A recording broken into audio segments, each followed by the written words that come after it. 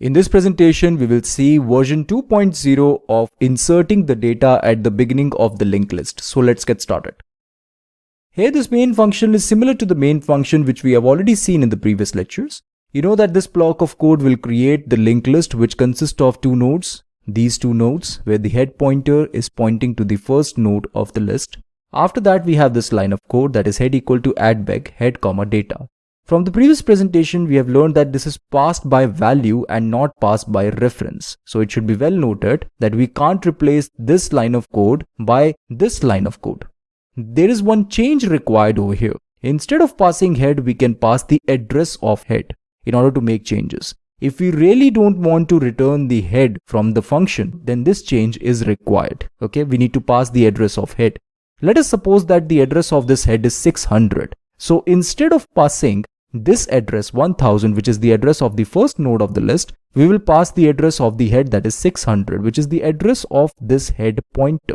So here we need to put this ampersand in front of head.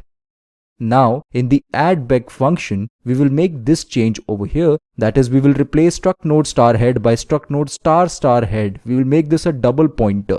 That is a pointer to a pointer, which means we need another pointer, which is a pointer to some other pointer.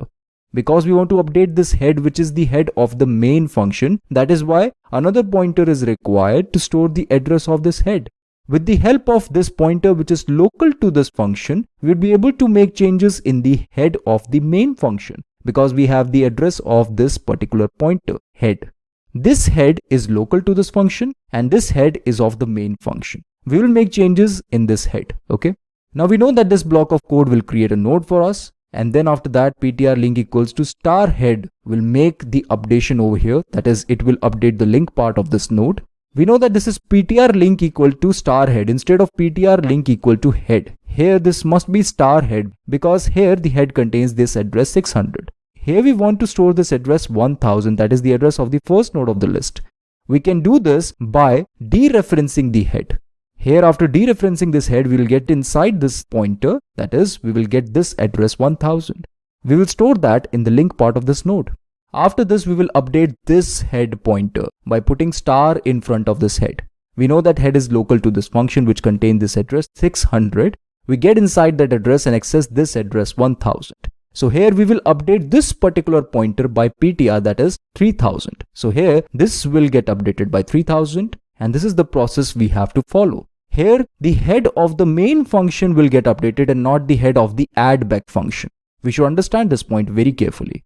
This head, that is the head of the main function, will get updated.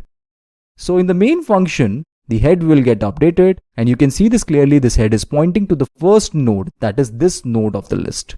So now we have head pointer, which is the updated head pointer in the main function, which is pointing to the first node of the linked list. Right? After that, of course, ptr will get updated. And then because of this block of code, we would be able to print this output 345 and 98 on the screen.